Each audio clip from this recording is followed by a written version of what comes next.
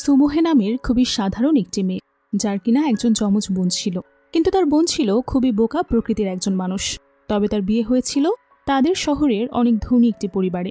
কিন্তু সে অনেক গরিব এবং সহজ সরল হওয়ার কারণে তাকে তার শ্বশুরবাড়ির লোকেরা অনেক বেশি অত্যাচার করত, যার ফলে তার জীবন অতিষ্ঠ হয়ে যাচ্ছিল। কিন্তু কেউ জানতো না যে তার সুমোহ নামের একটি যমজ বোন আছে। তাই সুমোহে যখন তার বোনের শ্বশুরবাড়ির সবাইকে শায়েস্তা করার জন্য চলে, তখন সে তার বোনের পরিবর্তে সে বাড়িতেই চলে যায়। কারণ সে ছিল তার বোনের একদম বিপরীত। তার ছিল অনেক বেশি সাহস এবং লড়াই করার মতো শক্তি। এমনকি তার অ্যাটিটিউডও সে সবার চাইতে উপরে ছিল। আর সুমোহের এই বাড়িতে আসার পরই শুরু হয়ে যায় অদ্ভুত এক মজার গল্প। তাহলে শেষ পর্যন্ত কি হয়েছিল? সুমোহে কি অবশেষে সবাইকে শায়েস্তা করতে পেরেছিল? সেটাই আমরা দেখব আজকের এই অসাধারণ রোমান্টিক চাইনিজ ড্রামাটির গল্পে। তাহলে চলুন আর কথা না বাড়িয়ে শুরু করা যাক। ড্রামার শুরুতেই আমরা প্রেসিডেন্ট সুমোহেকে দেখতে পাই। সে তার প্রাইভেট কার থেকে নেমে কোম্পানিতে প্রবেশ করছিল। তখন তার অ্যাসিস্ট্যান্ট তাকে জানায় তার হারিয়ে যাওয়া যমজ বোনকে খুঁজে পাওয়া গেছে। সুমোহে চমকে উঠে জিজ্ঞেস করে কোথায়। অ্যাসিস্ট্যান্ট তাকে জানায় কুইন্সিও গ্রামে। এরপরে সিন শিফট হলে কুইন্সিও গ্রাম দেখানো হয়। সেখানে সিও সুমোহের মতো দেখতে আরেকজন মেয়েকে রক্তাক্ত অবস্থায় মেঝেতে পড়ে থাকতে দেখা যায়। তার সামনেই তার স্বামী হুইয়ান অন্য একটা মেয়েকে, তার প্রেমিকাকে নিয়ে দাঁড়িয়ে আসছে। আশেপাশে তার লোকজন তার নির্দেশের অপেক্ষায় আছে। আর মেঝেতে শুয়ে মেয়েটা কাতরাতে কাতরাতে বলে তাকে মুক্ত করে দিতে, কিন্তু তার স্বামী তার লোকজনের আদেশ দেয় মেয়েটার পা ভেঙে দিতে। এরপর তার লোকজন মেয়েটার পা ভেঙে দিয়ে তাকে ওই রুমেই বদ্ধ করে রেখে সেখান থেকে চলে যায়। যখন মেয়েটার স্বামী হুইয়ান তার লোকজন নিয়ে চলে যাচ্ছিল, তখনই তার যমজ বোন লোকজন নিয়ে সেখানে আসছিল। কিন্তু পথে তারা একে অপরকে দেখতে পায় না। সুমোহে তখন অবাক হয়ে মেয়েটার কাছে এসে পৌঁছায়। মেয়েটা অবাক হয়ে তার দিকে তাকিয়ে জিজ্ঞেস করে তুমি কে? এবার সো কাঁদো কাঁদো হয়ে বলে আমাকে ক্ষমা করো বোন, তোমার কাছে আসতে লেট করে ফেলেছে অনেক। এখানে আমরা বুঝতে পারি যে মেয়েটি আসলে সুমোহের যমজ বোন। সে সুমোহেকে বলে তার স্বামী শেন হুইয়ান তার সাথে খুবই অত্যাচার করে, সে সবসময় তাকে অপমান করে। সুমোহে তার বোনকে এবার বলে তোমাকে আমি 20 বছর ধরে খুঁজে চলেছি। তুমি সেই 5 বছর বয়সে কিডন্যাপ হয়েছিলে, তারপর আর তোমাকে খুঁজে পাইনি আমরা। সুমোহে তার সাথে জু কথা বলতে বলতে সেখানেই মারা যায়। মারা যাওয়ার সময় সে শুধু তার 6 বছরের বাচ্চা মেয়েটাকে দেখে রাখতে বলে। জু মারা যাওয়ার পর সুপ্রতিজ্ঞা করে সে তার বোনের প্রতিশোধ নেবে। যারা তার এই বোনের অবস্থা করেছে তাদের সবাইকে সে উচিত শিক্ষা দিয়ে ছাড়বে। এরপরে সিন শিফট হয়। দৃশ্য পরিবর্তন হলে দেখা যায় মিস্টার জিকে তার অ্যাসিস্ট্যান্ট এসে জানায় তাদের সবাইকে এখন সু ম্যাডাম দেখতে যেতে হবে।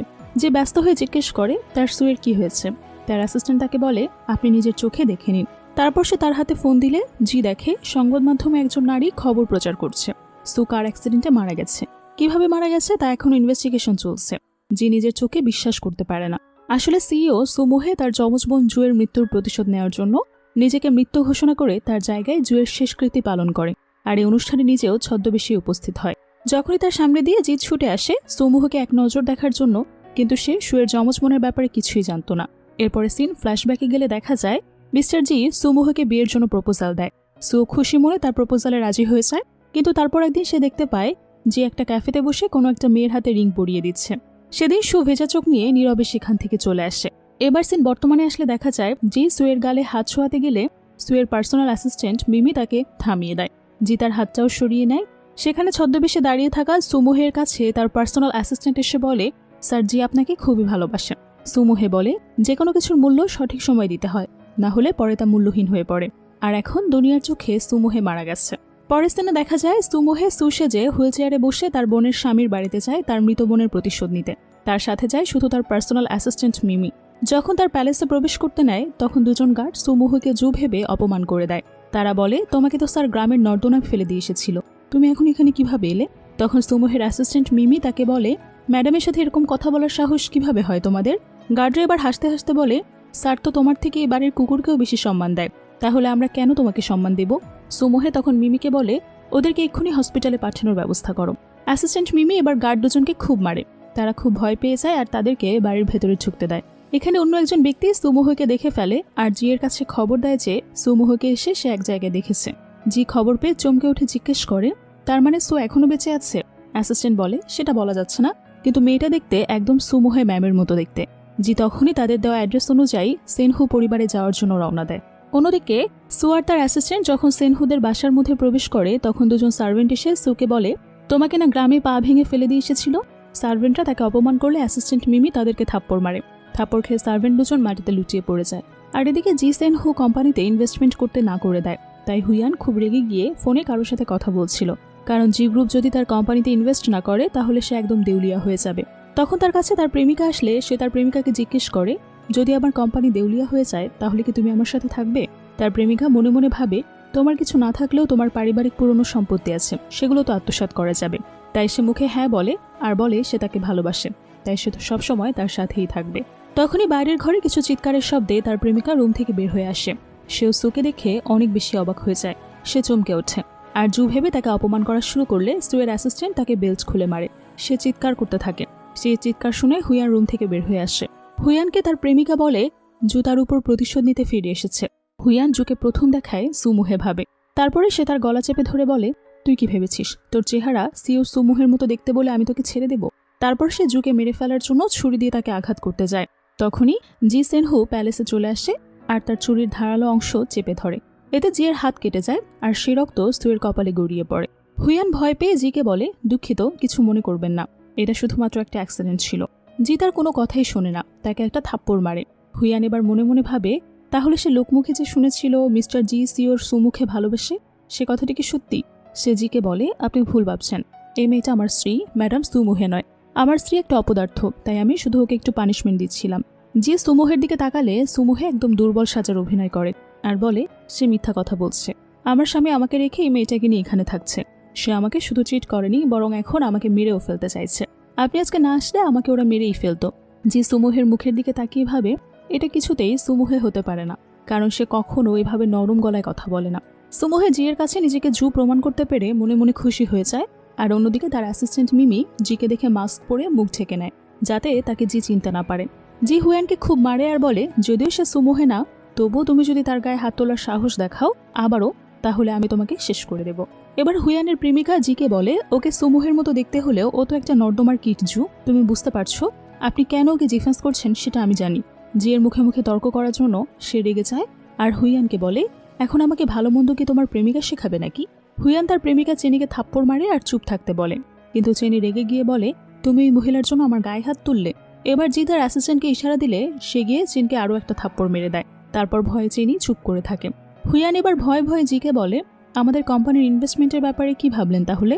জি বলে, তুমি যদি তোমার স্ত্রীর কাছে ক্ষমা চাও আর সে তোমাকে ক্ষমা করে দেয়, তাহলে আমি তোমার কোম্পানিতে আবারও ইনভেস্ট করব। জি সুমুহের কাছে ক্ষমা চাইলে সে বলে, এভাবে ক্ষমা চাইলে হবে না, তোমাদেরকে হাঁটু গেড়ে বসে ক্ষমা চাইতে হবে। চেনি প্রচণ্ড রেগে যায় আর সুমুহকে বলে, তোমার কাছে চাইবো আমি ক্ষমা, তাও হাঁটু গেড়ে বসে? এসব শুধুই তোমার দুঃস্বপ্ন।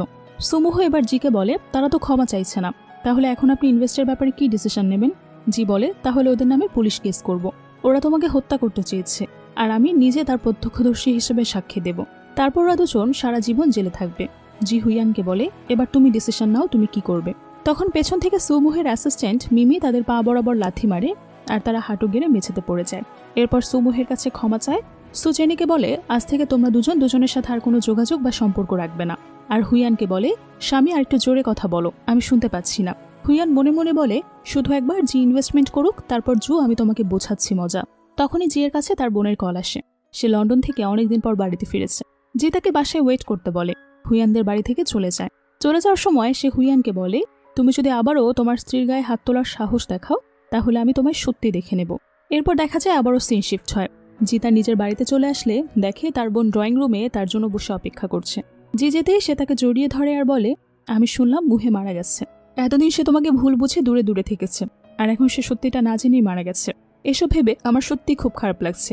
জি বলে, চলো আমরা খেতে যাই, এখন আর এসব কিছু ভেবো না, শুধু শুধু কষ্ট হবে। এরপর আবারও সিন শিফট হয়। পরের সিনে দেখা যায় হুয়ান তার প্রেমিকা চেনির সাথে মিলে ষড়যন্ত্র করছে জুয়ের বিরুদ্ধে। সুমুহ দাঁড়িয়ে নিজের থেকে সব কথা শুনছিল আর বলছিল, তুমি যে দুর্বল জুকে ভেবে ষড়যন্ত্র করছো সেটা আমি না। এবার তার সাথে হওয়া অন্যায়ের প্রতিশোধ নিতে তার বড় বোন সুমুহে চলে এসেছে। প্ল্যান অনুযায়ী হুয়ান সুমুহকে ঘুমের ওষুধ মিলিয়ে দুধ খেতে দেয় আর পেছনে লুকিয়ে অপেক্ষা করে কখন সু দুধ খেয়ে সেন্সলেস হয়ে পড়বে। সু যেহেতু আগে থেকেই তার প্ল্যান জানতো, তাই সে দুধ না খেয়ে ঘুমিয়ে পড়ার অ্যাক্টিং করে। আর তখন তাকে হুয়ানা অন্য একটা রুমে গিয়ে রেখে আসে আর জিকে তার বাসায় জরুরি ভিত্তিতে আসতে বলে। যেভাবে হয়তো তার কোনো প্রয়োজন আছে, তাই সে চলে আসে আর সামনের রুমেই সে এসে সুকে দেখতে পায়। সু তার সাথে ক্লোজ হওয়ার চেষ্টা করে। তাদের যখন সম্পর্ক ছিল তখন সে তাকে যেভাবে ডাকতো, সু আজকে তাকে সেভাবেই ডাকে। জি প্রথমে কনফিউজড হয়ে যায়। তখন সুমুহে বলে, আপনি কি আমাকে সুমুহের রিপ্লেসমেন্ট হিসেবে চান? যদিও আমি জু, কিন্তু আমাকে দেখতে একদম তার মতো লাগে। জি তখন রেগে তার গলা চেপে ধরে। আর বলে সুমুহের কোনো রিপ্লেসমেন্ট কখনোই হতে পারে না, সে সবসময় আমার স্ত্রীর জায়গায় থাকবে। সু এবার তাকে বলে আমি চাই না আমার স্বামী দেউলিয়া হয়ে যাক, তাই আমাকে বাধ্য হয়ে এসব করতে হচ্ছে। হুইয়ান বলে আমি আপনাকে সিডিউস করতে না পারলে সে আমাকে মেরে ফেলবে। তখন জি সুয়ের কাঁধে তার জন্মদাগ লক্ষ্য করে আর বলে তোমার কাঁধে এই চিহ্নটা কি করে এলো? সু তাকে মিথ্যা কথা বলে যে হুইয়ান তাকে এই ট্যাটুটা করে দিয়েছে, যাতে জি তাকে সুমুহে ভাবে। এবার জি তার বোনকে বোঝায় সুমুহে মারা গেছে, তাই সে তো আর কখনো ফিরে আসতে পারবে না। এই সব কিছু হুইয়ানের ষড়যন্ত্র। সে সুকে বলে দেখেছো, তুমি চাইলে আমি তোমার সাথে ডিভোর্স করিয়ে দিতে সাহায্য করতে পারি, এতে তুমি এই পরিবার থেকেও মুক্ত হয়ে নিজের মতো করে থাকতে পারবে। সো মনে মনে ভাবে হুইয়ানকে শাস্তি দিতে হলে আমাকে বাড়িতেই থাকতে হবে। যদি আমার ডিভোর্স হয়ে যায়, ডিভোর্স হয়ে গেলে তো আর এই বাড়িতে থাকা সম্ভব না, তাহলে এটা কোনোভাবেই করা যাবে না। সে জিকে বলে হুইয়ান যতই খারাপ হোক না কেন সে তো তাকে ভালোবাসে, তাই সে চায় না তার সাথে তার স্বামীর ডিভোর্স হয়ে যায়। এরপর আবারও দেখা যায় সি শিফট হয়। তারপর সে হুইয়ানের কাছে যায়। সে আগে থেকে জিয়ের জন্য অপেক্ষা করছিল। সে তাকে জিজ্ঞেস করে তার ভালো ঘুম হয়েছে কিনা, কিন্তু যে রেগে গিয়ে তাকে মারধর করে আর বলে সে যেন আর কোনোদিন তার স্ত্রীকে সুমুহ সেজে সিডিউস করার চেষ্টা না করে, তাহলে এই দুঃসাহসের দাম দিতে হবে তাকে। যে চলে গেলে হুইয়ান ভাবে জু নিশ্চয়ই কোনো ফোন দিয়েছে, নতুবা এটা তার স্ত্রী জুই না বরং অন্য কেউ। তাই সে তার 6 বছর বয়সী ছোট্ট মেয়ে ডুয়োডুয়োকে নিয়ে আসতে বলে তার মাকে, কারণ একটা বাচ্চা তার মাকে চিনতে অবশ্যই ভুল করবে না। এরপর দেখা যায় আবারও সিন শিফট হয়। ডুয়োডুয়োকে তার দাদি হুইয়ানের কাছে নিয়ে আসে আর তাকে বলে এটা তোমার বায়োলজিক্যাল মেয়ে না। এটা বলে ধাক্কা মেরে ডুয়োডুয়োকে রাস্তার মধ্যে ফেলে দেয়। পড়ে গিয়ে ডুয়োডুয়ো হাতে প্রচণ্ড ব্যথা পায়। তার বাবা তাকে সুমুহের কাছে নিয়ে আসে আর বলে তোমার মায়ের কাছে যাও আর তার ঘ্রাণ নাও। ডুয়োডুয়ো সুমুহর হাত থেকে ঘ্রাণ নিয়ে বলে তুমি কে? তুমি তো আমার মা না। সুমুহে প্রথমে একটু ভয় পেয়ে যায়, তারপর সে নিজেকে সামলে নিয়ে বলে আমার হাতে তো এই ফুলটা আছে, তাই এরকম ঘ্রাণ আসছে, ফুলটা রেখে দেই, তারপর তুমি ঘ্রাণ নাও। এই বলে সু ফুলটা টেবিলে রেখে দিলে ডুয়োডুয়ো ঘ্রাণ নেয় আবারও। তারপর সে সুকে তার মা জু ভেবে আবারও জড়িয়ে ধরে। সু এবার মনে মনে বলে হুইয়ান তুমি তো জানো না আমি আর ডুয়োডুয়োর মা সম্পর্কে যমজ বোন হই, তাই আমাদের স্মেলও একই রকমই হওয়ার কথা। হুইয়ান এবার তাকে জিজ্ঞেস করে তুমি মিস্টার জিকে সিডিউস করতে গিয়ে কি বলেছ তাকে? সে কেন আমাকে মেরেছে? তখনই তার শাশুড়ি আসে আর চিৎকার করে বলে তুমি আমার ছেলেকে চিট করেছ। ডুয়োডুয়োকে সে জারজ সন্তান বলে। এই কথা শোনার পর সুয়ের অ্যাসিস্ট্যান্ট মিমি তাদের দুজনকেই মারে। সু বলে পরবর্তীতে যদি তোমরা কেউ আমাকে আর ডুয়োডুয়োকে ব্যথা দেওয়ার দুঃসাহস দেখাও তাহলে তোমাদেরকে এভাবেই মারা যেতে হবে। হুয়াইয়ামে তার মাকে এবার বাইরে নিয়ে গিয়ে নিজেদের মধ্যে আলোচনা করতে থাকে।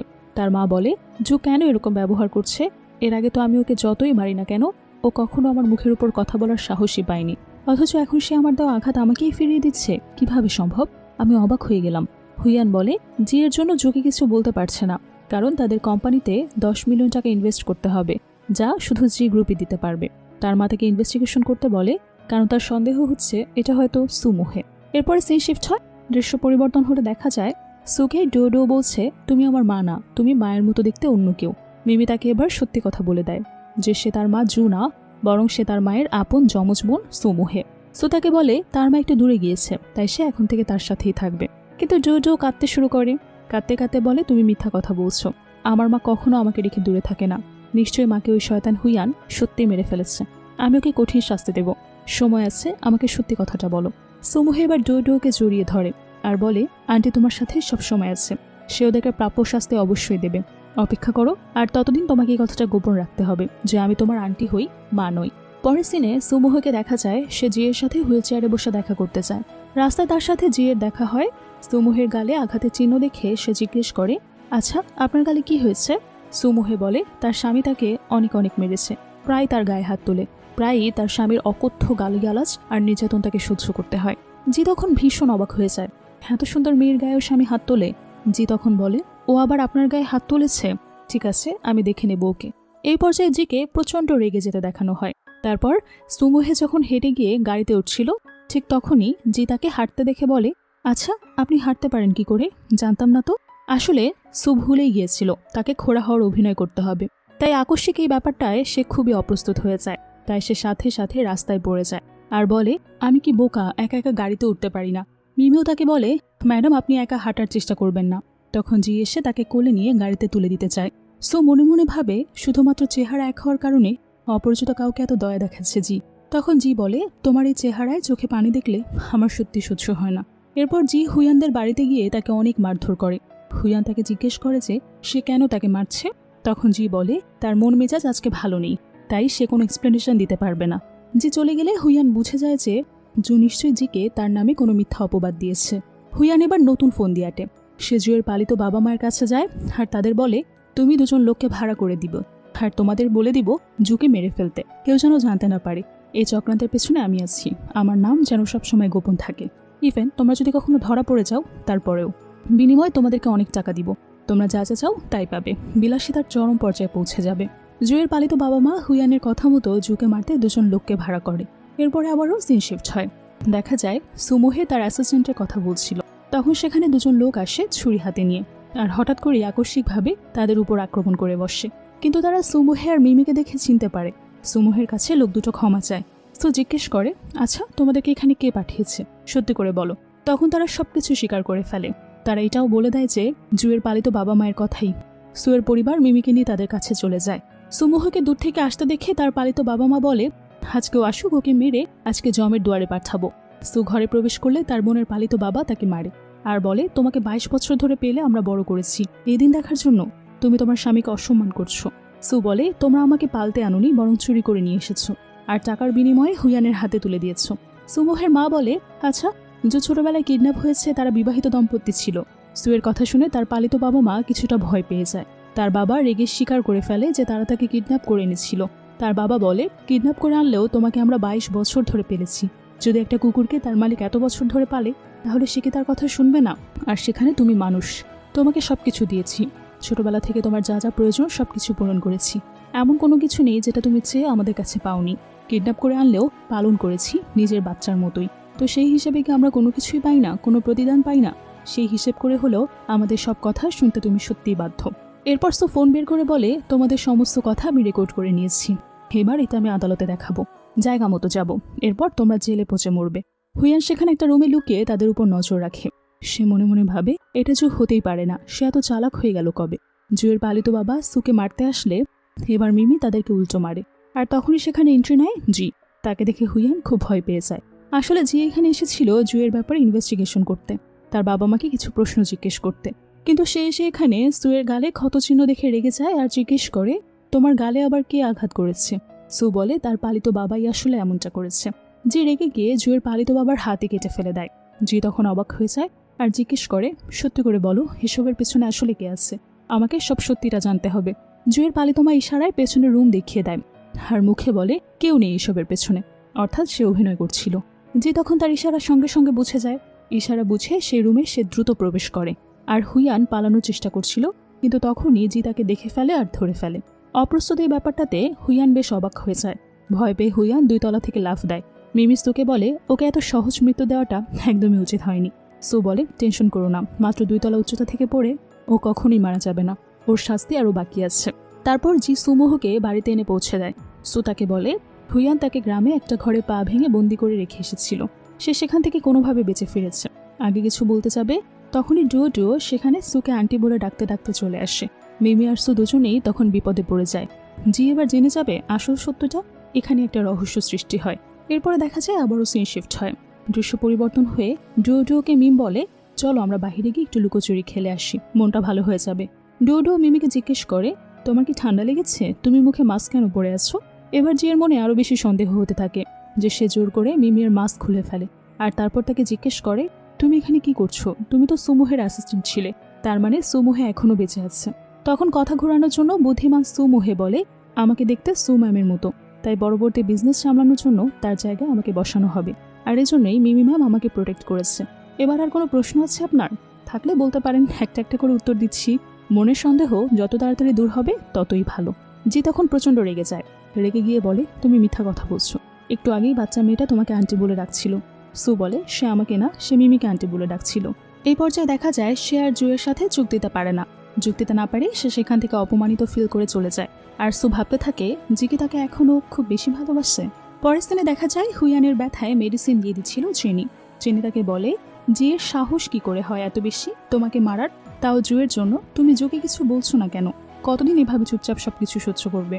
হুইয়ান বলে, জুকে কিছু বললে জি আমাদের কোম্পানিতে ইনভেস্টমেন্টও করবেই না, উল্টো মেরে ফেলবে আমাকে। চেনি তাকে তখন একটা পরামর্শ দেয়। সে তাকে পরামর্শ দেয় যে সে যাতে সুয়ের কাছে সবচেয়ে শহরের সব ধনী পরিবারের 3 পরিবারের ছেলেকে পাঠানো হয়। তাদের সাথে সুকে এক রুমে দেখলে জি কখনো তাকে কোনোভাবেই আর প্রোটেক্ট করতে আসবে না, উচিত একটা শিক্ষা হবে। চেনির কথা মতো সুয়ের রুমে সেদিন রাতে হুইয়ান 3জন ধনী পরিবারের ছেলেকে পাঠায়। তারা সুয়ের সাথে জোর জবরদস্তি করতে চাইলে সুমোহে তাদেরকে মেরে জখম করে দেয়। যে এদিকে আসছে বুঝতে পেরে সু সাথে সাথে মেঝেতে বসে পড়ে, পঙ্গু হওয়ার নাটক করে। যে এসে তার লোকজনদেরকে ছেলেগুলোকে নিয়ে যেতে বলে আর সুমোহকে কোলে তুলে নিয়ে খাটে বসিয়ে দেয়। সুমোহ জিকে বলে তার স্বামী তার সাথে এমনটা করছে যাতে তাকে সে ইউজ করতে পারে, কিন্তু যে রেগে গিয়ে বলে আমার হৃদয় শুধু মোহের জায়গা আছে, আর অন্য কোনো জায়গা নেই, আর কাউকে বসাতেও পারবো না। রেগে গিয়ে সে যখন রুম থেকে বাহিরে যায়, হুইয়ান এসে তাকে বলে এবার তো আপনি নিজের চোখে দেখলেন যে আমার স্ত্রী কত খারাপ একজন মানুষ। যে তার নাটকে কোনো বিশ্বাস করে না, উল্টো বেল্ট খুলে তাকে অনেক মারে আর বলে এটাই লাস্ট, এরপর যদি তুমি আর কোনো অন্যায় করো তাহলে তোমাকে আর আমি কখনই ক্ষমা করব না, মাথায় রেখো বিষয়টা। এরপর আবারও সিন শিফট হয়। দেখা যায় মার খেয়ে হুইয়ান চেনির কাছে যায়, তাকে অনেক মারধর করে আর বলে তোর দেওয়া বুদ্ধিতে আমার সর্বনাশ হয়ে গেছে। চেনি তাকে শান্ত হতে বলে আর বলে আবারও নতুন ফোন দিয়ে আঁটবো। হুইয়ানকে বলে তুমি যাদেরকে জুয়ের কাছে পাঠিয়েছিলে তাদের প্যারেন্টস নিশ্চয়ই কালকে বিজনেস ইভেন্টে উপস্থিত থাকবে, সেখানে তুমি জুকে নিয়ে যেয়ে তাদের মাঝে ছেড়ে দেবে, তারা জুকে মেরে নিশ্চিত উচিত শিক্ষা দেবে। তখন তোমার মা জুকে আর ছোঁয়ারও প্রয়োজন হবে না, আর জিও তোমাকে কিছুই বলতে পারবে না। অন্যদিকে সুমুহে মিমিকে বলে তুমি ডোডোকে বিদেশে পাঠানোর ব্যবস্থা করো, বাকিটা আমি দেখে নিচ্ছি। ওরা নিশ্চয়ই কোনো নতুন প্ল্যান করেছে, এত সহজে হার মানবে না ওরা। মিমি বলে হাতে আর মাত্র 3 দিন আছে, এরপর ওদের সব কোম্পানি দেউলিয়া হয়ে যাবে। সুমুহে বলে শুধু কোম্পানি দেউলিয়া হোক তা আমি চাই না, আমি ওদের পুরো পরিবারটাকে নিঃস্ব করে দিতে চাই। পরদিন হুইয়ান ব্রেকফাস্ট রেডি করে নিয়ে আসে সুয়ের সামনে। সু বলে তার ক্ষুধা নেই, সে খাবে না। সে যেন তাকে জলদি ইভেন্টে নিয়ে যায়, কারণ সে প্রথমবারের মতো তার সাথে কোথাও ইভেন্টে যাচ্ছে। সু নিজেকে খুব এক্সাইটেড দেখানোর চেষ্টা করে। হুইয়ান থেকে রেডি করে বিজনেস ইভেন্টে নিয়ে যায়। সেখানে গিয়ে যে ছেলেগুলোকে কালকে সু মেরেছিল আর জি পুলিশের হাতে তুলে দিয়েছিল, তাদেরকে মায়ের হুইয়ান ইশারায় সুকে মারতে বলে আর নিজের বাথরুমে যাওয়ার কথা বলে সেখান থেকে সরে পড়ে। ছেলেগুলোর মা ইভেন্টের মধ্যে বসেই সুকে মারধর করে আর অপমানও করে। সু তখন তাদের বলে আপনারা আমাকে কেন মারছেন, আমি তো ভুক্তভোগী, আপনার ছেলেদেরকে তো আমার স্বামী তার স্বার্থে আমার কাছে পাঠিয়েছে। কিন্তু মহিলাগুলো তাকে বলে তোকে এখন আমরা মেরেই ফেলবো। সু তাদেরকে বলে মিস্টার জি এখন এখানে চলে আসবে, আমার গায়ে হাত তুললে সে তোমাদের সাথে কি করতে পারে একবার ভেবে দেখে নিও। সেখানে তাদের পাশে অন্য 2জন মেয়েও দাঁড়িয়েছিল। তারা সুয়ের সাথেই অন্যায় হতে দেখে বলে এরা নিজেদের ছেলেকে ডিফেন্ড করছে, অথচ তাদের অন্যায় দেখতে পাচ্ছে না। এভাবেই ধনী লোকজন তাদের উপর সবসময় অত্যাচার করে। তাদের কথা শুনে মহিলাগুলো সুকে অন্য জায়গায় নিয়ে যায়। ওখানে গিয়ে 2জন সুকে সাহায্য করার জন্য জিকে খুঁজতে থাকে। খুঁজতে খুঁজতে তারা জিকে পেয়েও যায়। জিকে সবকিছু বুঝিয়ে বলার পর সে তখনই সুকে খুঁজতে বের হয়ে পড়ে। অন্যদিকে ওই 3জন মহিলা কিছু লোকজন সহকারে সুকে একটা নির্জন গোডাউনে নিয়ে যায়। তারা সুকে বলে এখন তোমাকে কে বাঁচাতে আসবে। তারপর তারা তাদের লোকজনদের আদেশ করে সুকে মেরে ফেলার জন্য। সু তখন উঠে দাঁড়ায়। সুকে হাঁটতে দেখে তারা বলে তুমি এতক্ষণ তাহলে নাটক করছিলে পঙ্গু হওয়ার। সু ওখানে থাকা লোকজনদেরকে বলে মহিলা 3জনকে মারতে। লোকগুলো সুয়ের আদেশে তাদেরকে মারতে থাকে। মহিলা 3জন চিৎকার করে তাদের টাকা বাড়িয়ে দেওয়ার কথা বলে, কিন্তু তবুও তারা মারতে থাকে। সু তখন একটা চেয়ারে আয়েশ করে বসে আর বলে এই মারগুলো তোমাদেরকে দেয়া হচ্ছে তোমাদের কুলাঙ্গার ছেলেগুলোকে মানুষ করতে না পারার জন্য, আর টাকার লোভ দেখিয়ে লাভ নেই, তোমাদের থেকে আমার সম্পদের পরিমাণ অনেক বেশি। সো মহিলা 3জনকে বলে তোমাদের এখন 2টো রাস্তা আছে, হয়তো তোমরা আমার হাতে মারা যাবে, আর না হয় তোমরা তোমাদের স্বামীদেরকে ফোন করে বলবে সেনহু পরিবারের কোম্পানিতে 10 বিলিয়ন টাকা ইনভেস্ট করতে। শোয়ের কথা মতো মহিলাগুলো তাদের হাজব্যান্ডকে কল করে তাদের টাকা ইনভেস্ট করতে বলে দেয়। জেনির সাথে হুইয়ান যখন পার্সোনালি সময় কাটায় তখন রুমে সেই শহরের 3জন ধনী ব্যক্তি আসে এবং তাকে বলে তারা তার কোম্পানিতে 10 বিলিয়ন টাকা ইনভেস্ট করতে চায়। জেনি আর হুইয়ান তো খুশিতে একদম আত্মহারা হয়ে পড়ে। আর এদিকে সুকে একজন এসে জানায় মিস্টার জি এখানে চলে এসেছে। তাই সাথে সাথে সু আহত হয়ে সেখানে সেন্সলেস হয়ে পড়ে থাকার অ্যাক্টিং করে। জি তাকে সাহায্য করে বাসায় নিয়ে যায়। তারপর তার জন্য নিজ হাতে স্পেশাল স্যুপ বানাতে রান্নাঘরে চলে যায়। সু রুমের আশেপাশে তাকিয়ে দেখছিল, তখন টেবিলের উপরে উল্টানো অবস্থায় একটা ছবি দেখতে পায়। সেখানে একটা মেয়ে জিকে জড়িয়ে ধরে আছে। সু এটা দেখে খুব জেলাস ফিল করে। জি তার জন্য স্যুপ নিয়ে আসে, কিন্তু সে সেটা খায় না। উল্টে মিমিকে খবর দিয়ে দেয় তাকে বাড়িতে নিয়ে যাওয়ার জন্য। আসলে ছবিতে থাকা মেয়েটি হচ্ছে জি এর নিজের বোন। আর যেদিন সুমোহে জিকে একটা মেয়ের হাতে রিং পরাতে দেখেছিল সেই মেয়েটাই হচ্ছে এই মেয়েটা, যে কিনা জি এর বোন। সু যাওয়ার সময় ছবিটা বিছানাতেই ফেলে যায়, টেবিলে তুলে রাখতে ভুলে যায়। তাই যখন যে গোসল করে রুমে আসে তখন সেই ছবিটা খাটে পড়ে থাকতে দেখে আর বুঝে যায় যে কেন সু তার হাতে স্যুপ খায়নি। চেনি আর হুইয়ান ড্রয়িং রুমে বসে ড্রয়িং করছিল আর 10 মিলিয়ন টাকা উদ্ধার হওয়ার খুশি উদযাপন করছিল। চেনি বলে শেষমেশ জুকে আমাদের জীবন থেকে বিদায় করে দেয়া গেল। সে আমাদের কোনো কাজে আসছে না, শুধু শুধু আমাদের জীবনে একটা বাধা হয়ে আসছে। তখনই সেখানে সুমোহে আসে মিমিকে নিয়ে আর বলে কে তোমাকে বলেছে যে আমি মারা গেছি। তাকে জীবিত দেখে চেনি আর হুইয়ান দুজনেই চমকে ওঠে। সুমোহে চেনি আর হুইয়ানকে বলে ওই লোকগুলো তোমাকে বলেনি ওরা আমার জন্য এখানে 10 বিলিয়ন টাকা ইনভেস্ট করছে? কিন্তু হুইয়ান তার কথা বিশ্বাস করে না, আর চেনি তো ধরেই নেয় সে তাদেরকে আলাদা করার জন্য মিথ্যা কথা বলছে। হুইয়ান বলে সে তাকে ডিভোর্স দিয়ে দিতে চায়, তারপর থেকে তারা যার যার রাস্তায় শেষে থাকবে, কেউ কারো জীবনে বাধা সৃষ্টি করবে না। সুমোহে তখন বলে সে তাদের স্ত্রীকে কিডন্যাপ করেছে, তারপর মুক্তিপণ দাবি করেছে, যার কারণে তারা এখানে 10 বিলিয়ন টাকা ইনভেস্ট করে। হুইয়ানকে বিশ্বাস করানোর জন্য সুমোহে তাকে একটা ভিডিও ফুটেজ দেখায় যেখানে সেই ধনী 3 ব্যক্তির স্ত্রীদের বাধা অবস্থায় ফেলে রাখা হয়েছে। হুইয়ান তখন তাকে প্রশ্ন করে, তুমি কেন আমাকে সাহায্য করছো? সুমোহে বলে, আমি কেন তোমাকে সাহায্য করব না? যত যাই হোক তুমি আমার স্বামী, তবুও যদি তুমি আমাকে ডিভোর্স দেওয়ার সিদ্ধান্ত নাও তাহলে আমি তাদেরকে 10 মিলিয়ন টাকা ফেরত নিয়ে যেতে বলবো। হুইয়ান এবার সাথে সাথে হাঁটু গেড়ে বসে সুমোহকে বলে, এসবের কোনো প্রয়োজন নেই, আমাকে মাফ করে দাও। এরপর থেকে আমি সবসময় তোমার সাথে ভালো ব্যবহার করব, আর চেনির সাথে কোনো যোগাযোগই রাখবো না। সুমোহে তখন বলে, আমি তোমার কথা মেনে নেব যদি তুমি এখন চেনিকে মেরে ফেলো। হুইয়ান দ্বিধাদ্বন্দ্বে পড়ে যায়, আর চেনি সে তো রেগে চিৎকার চেঁচামেচি করতে থাকে। হুইয়ান বলে, তো তুমি এর দেশে সবকিছু করেছো? সুমোহে বলে, তোমার হাতে সিদ্ধান্ত নেওয়ার জন্য খুব বেশি একটা সময় নেই, আমি 1 থেকে 3 পর্যন্ত গুনবো, এর ভেতরে তোমাকে ডিসিশন নিতে হবে তোমার কাকে চাই, আমাকে নাকি টাকাকে নাকি চেনিকে।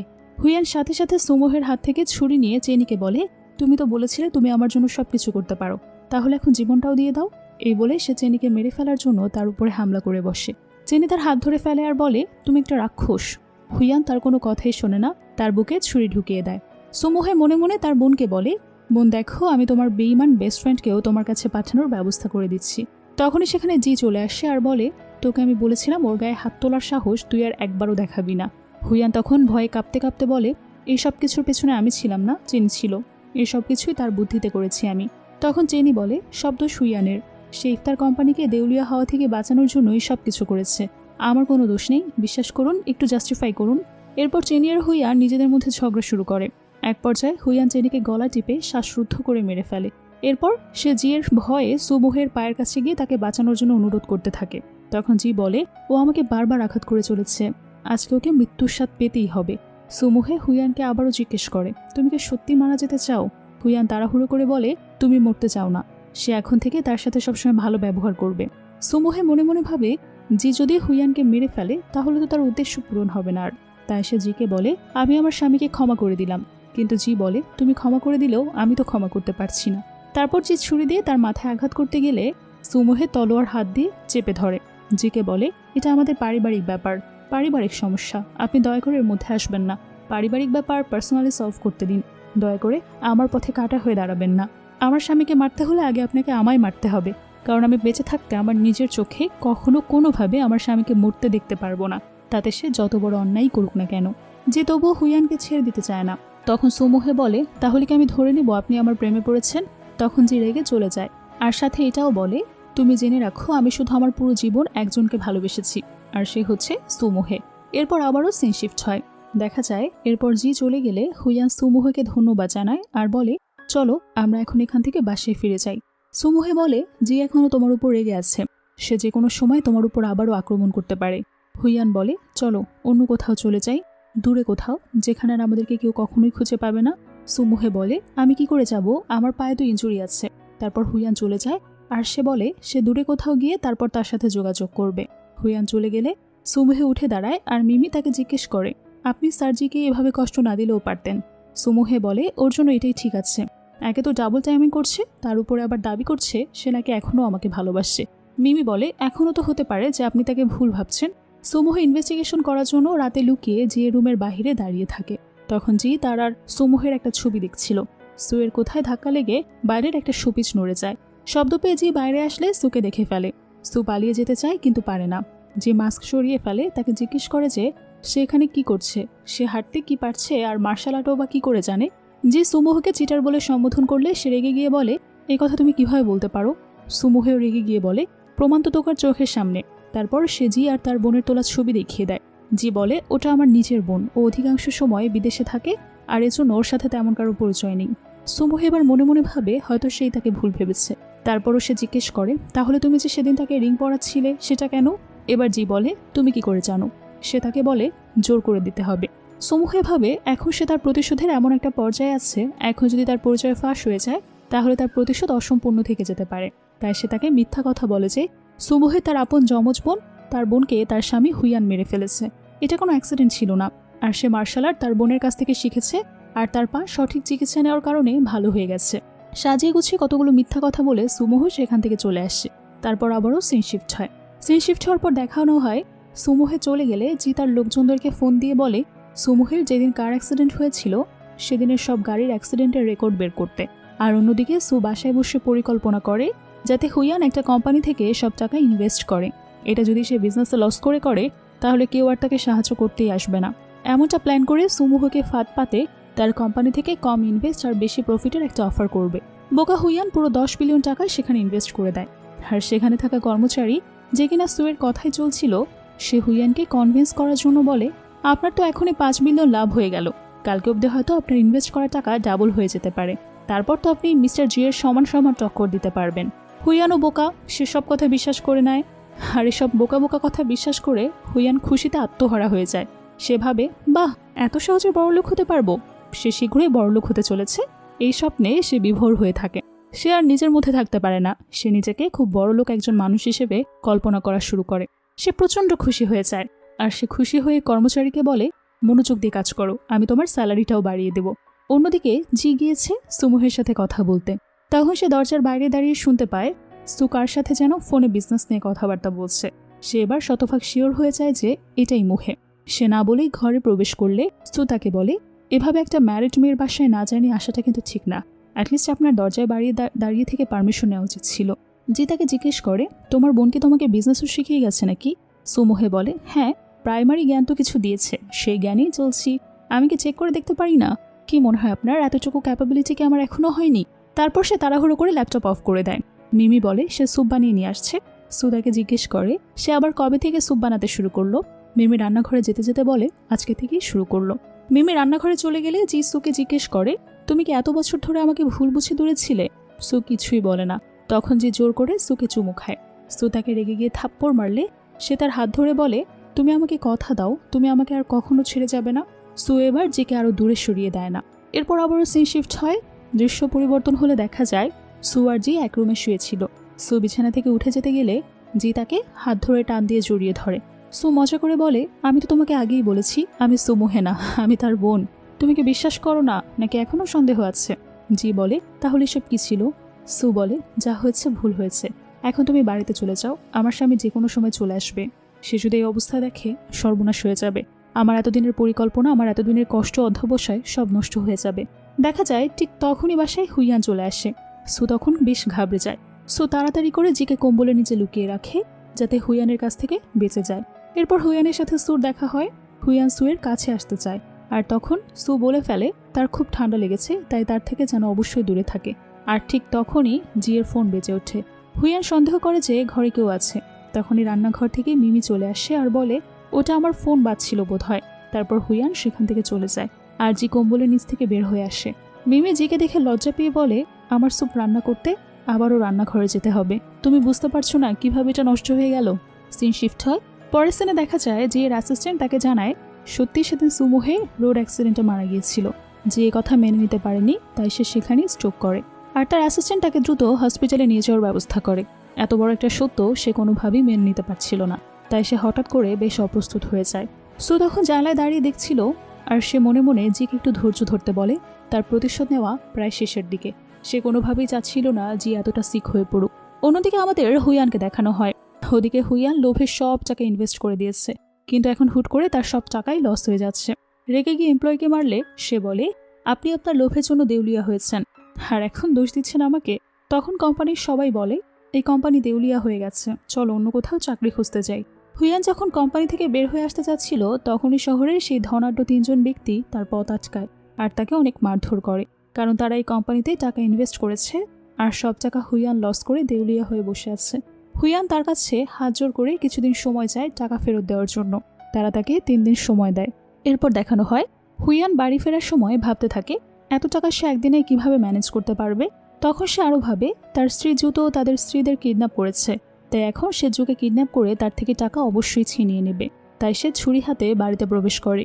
কিন্তু মিমি আর সু আগে থেকেই তো রেডি ছিল, তারা তো এভাবেই একটা ঘটনা আজ করতে পেরেছিল, তাই সিচুয়েশনে তাদের অপ্রস্তুত বা ঘাবড়াতে হয়নি। হুইয়ান ঘরে ঢুকতেই মিমি বলে আপনার স্বামী এখন তো দেউলিয়া হয়ে গেছে, তাহলে আপনি কেন তার সাথে থাকবেন? তখন সু বলে, যত খারাপ সিচুয়েশনই হোক না কেন, সে থাকুক না কেন, তারপরও আমি তাকে অনেক বেশি ভালোবাসি।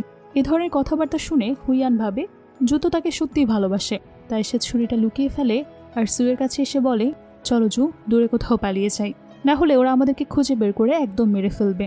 সু বলে, কোনো টেনশন করো না, আমার বাবা তোমার কাছে টাকা চাও, তারা নিশ্চয়ই তোমার মৃত্যু চায় না, তাই তারা ঠিকই তোমাকে সাহায্য করবে। তোমার কোম্পানি তো দেউলিয়া হয়ে গেল, তাদের কাছে পর্যাপ্ত টাকা আছে, আর এভাবে যদি আমরা বেঁচে থাকতে পারি তাহলে কেন আমরা পালিয়ে যাওয়ার পথ বেছে নেব? আর যদি আমরা পালিয়ে যাই অবশ্যই কোনো না কোনো দিন আমরা ধরা পড়ে যাব। হুইয়ান সুয়ের কথা মতো তার বাবা মার কাছে যায় আর সেভাবে তাদের থেকে 10 মিলিয়ন টাকা এনে ধার শোধ করে দেবে। সে চলে গেলে মিমি সুকে জিজ্ঞেস করে সে কেন তার বাবা মার কাছে পাঠিয়ে সাহায্য করছে। তার বাবা মা তাকে যদি টাকা দেয় তাহলে তাদের প্ল্যান তো ভেস্তে যাবে। সু বলে, সেনহু পরিবার খুবই স্বার্থপর, হুইয়ান দেউলিয়া হয়ে গেলে তাদের বাবা মা ঠিকই তাদের জন্য টাকা আলাদা করে রেখেছে। এরপরে সিন শিফট হয়। পরের স্থানে দেখা যায় হুইয়ান তার বাবার বাড়িতে গেলে সেখানে সবাই খাবার খাচ্ছে। হুইয়ান মনে মনে ভাবে, আমার জীবনে এত সমস্যা যাচ্ছে আর তারা কিনা আমাকে রেখে ভালো মন্দ খাবার খাচ্ছে। কিন্তু সে হাসি মুখে বলে, আমি তোমাদেরকে খুব মিস করছিলাম, তাই দেখা করতে এসেছি। কিন্তু তার বাবার বুঝে যায়। সে হুইয়ানকে বলে, নিশ্চয়ই তুমি কোনো সমস্যা বাঁধিয়েছ, না হলে তুমি এই সময় এখানে কোনোভাবেই আসতে না। হুইয়ান এবার তার সিচুয়েশনের কথা বলে যে তার কোম্পানি দেউলিয়া হয়ে গেছে, এখন তাকে 3 দিনের মধ্যে 10 মিলিয়ন টাকা দিতে হবে। এই শহরের মধ্যে ধনী 3 জন ব্যক্তি যারা তার কোম্পানিতে ইনভেস্ট করেছিল তারা তাকে মেরে ফেলবে। সবকিছু শুনে তার বাবা প্রচণ্ডভাবে রেগে গিয়ে তাকে একটা থাপ্পড় মেরে বসে, আর তার মা তাকে মারতে নিষেধ করে, আর তার বাবা রেগে গিয়ে নিজের রুমে চলে যায়। হুইয়ানের মা তার বাবাকে বোঝানোর জন্য তার কাছে যায়। তখন তার বাবা তাকে বলে, এগুলো আমার সারা বছরের সঞ্চয়, এই 10 মিলিয়ন টাকা আমরা কিছুতেই দিতে পারি না, এই টাকা নষ্ট করে ফেললে আমাদের কি হবে? কিন্তু হুইয়ানের মা তাকে অনেক বোঝায়। অবশেষে তার বাবা 50 মিলিয়ন টাকা আর ছেলেকে দিতে রাজি হয়ে যায়। হুইয়ানের মা তার হাতে 50 মিলিয়ন টাকা তুলে দিলে হুইয়ান বলে, এই টাকা দিলে তো আর আমার জীবন বাঁচবে না, তোমরা কিন্তু আমাকে সাহায্য করলে না। তখন তার বাবা সেখানে আসে আর রেগে বলে, তাহলে 50 মিলিয়ন টাকাটাও আমাদেরকে ফেরত দিয়ে দাও। হুইয়ান টাকাটা নিয়ে চলে আসে আর কথা বাড়ায় না। টাকাটা নিয়ে ঘর থেকে বের হওয়ার সময় সে ভাবে এবার সে তার বাবা মাকে উচিত শিক্ষা দেবে। সে তার লোকজনকে ডাকে একটা জরুরি কাজের কথা বলে, আর পাওনাদেরকে টাকা ফেরত দিয়ে দেবে বলে আসতে বলে। অন্যদিকে সুকে মিমি বলে জি খুবই সিক, তার 104 ডিগ্রি জ্বর, অথচ সে একের পর এক গ্লাস ড্রিঙ্ক করেই যাচ্ছে। সো এবার আর পাথর হয়ে থাকতে পারে না। সে জিয়ের কাছে যায়, তাকে বাসা থেকে হসপিটালে নিয়ে আসে। প্রথমে সে মানতে চাইছিল না যে এটাই তার সুমুহে, তাই বাধ্য হয়ে তাকে সেন্সলেস করে সু হাসপাতালে নিয়ে যায়। সেখান থেকে সে সারা রাত তার পাশে বসে থাকে। সকালে যখন তার জ্ঞান ফিরে তখন সে পাশে সুকে দেখতে পায়। তার ভাবে তার সুমুহকে হতেই পারে না, কারণ সুমুহে তাকে নিশ্চয়ই অসুস্থ অবস্থায় এভাবে কোনোভাবেই রেখে যেত না। তখনই তার ভাবনার মধ্যেই সু এসে তাকে খাবার দেওয়ার বলে এগুলো সে নিজের হাতে রান্না করেছে। তখন তার কাছে জরুরি কল আসে। সে জিকে সেখান থেকে বিদায় জানিয়ে বের হয়ে পড়ে। কিন্তু হঠাৎ সে হাসপাতালের একটা কেবিনে জেনিকে দেখতে পায়। সে এখনও বেঁচে আছে এবং সু আর হুইয়ানের উপর প্রতিশোধ নিতে চায়। আর জি যখন খাবারের বাটি খুলে দেখে, সে দেখে ভেতরে গাজরের স্লাইস দিয়ে হ্যাপি ইমোজির মতো ডেকোরেট করা। তার মনে পড়ে যায় এভাবে তাকে সুমুহে আগে রান্না করে দিত। অন্যদিকে হুইয়ান তার বাবা মাকে কিডন্যাপ করে আনে টাকার জন্য। প্রথমে সে মাস্ক পরেছিল মুখে, কিন্তু যখন সে 100 মিলিয়ন টাকা চায় তাদের কাছে, তখনই সে প্রচণ্ড রেগে যায়। আর তার বাবা মা বুঝে যায় এটাই হুইয়ান। তার বাবা তো তাকে কিছুতেই টাকা দেবে না বলে জানিয়ে দেয়। সে বলে তাকে মেরে ফেললে সে তার মতো ছেলেকে কিছুতেই টাকা দেবে না। কিন্তু হুইয়ানের মা তাকে বলে টাকা কোথায় আছে সে বলে দেবে, কিন্তু বিনিময়ে তাদেরকে ছেড়ে দিতে হবে। হুইয়ান তাদেরকে ছেড়ে দেওয়ার প্রস্তুতি দেয়, কিন্তু তার মা তখন হুইয়ানকে বলে যে টাকার চেক বাড়ির লাইব্রেরিতে থাকা 2য় তাকের একটা বইয়ের নিচে রাখা আছে। তারপর আর হুইয়ান তার প্রতিশ্রুতি রাখে না। সে তার বাবা মাকে সেখানেই মেরে ফেলে। সো আগে থেকে সেখানে তার লোকজনকে পাঠিয়েছিল, যে কিনা শার্টের বোতামের সাথে ক্যামেরা লাগিয়ে হুইয়ানের সব অপকর্ম রেকর্ড করে নেয়। লোকটি টাকার চেক কোথায় আছে সে লোকেশন সুকে বলে দেয়। তখন সেখানে লুকিয়ে থাকা চিনি সুকে ফলো করছিল। সে সুয়ের কথা শুনে জেনে যায় যে সেনহু পরিবারের কাছে এখনও 10 মিলিয়ন টাকার চেক রয়েছে। তাই সে সেনহু প্যালেসে সুয়ের আগে গিয়ে পৌঁছায় এবং সেখানে টাকার চেকটা খুঁজতে থাকে। তখনই সে সুয়ের এখানে আসার শব্দ পায় আর লুকিয়ে পড়ে। সু যেহেতু আগে থেকেই লোকেশন জানতো, তাই তার টাকার চেক খুঁজে পেতে খুব বেশি লেট হয় না। সে টাকার চেকটা হাতে নিতেই তাকে পেছন থেকে চেনে অ্যাটাক করে তার হাতে পয়জনের সিরিঞ্জ ছিল। কিন্তু সু যেহেতু মার্শাল আর্টে দক্ষ, তাই সাথে চেনি পেরে ওঠে না। অন্যদিকে যে কোনোভাবে জানতে পারে চেনি বেঁচে আছে আর সে সুমুহের ক্ষতি করতে চায়, তাই সে তার অ্যাসিস্ট্যান্টকে নিয়ে সুকে খুঁজতে বের হয়। কিন্তু মাঝপথে সুয়ের ফোন বন্ধ পেয়ে যে টেনশন আরও বেশি বেড়ে যায়।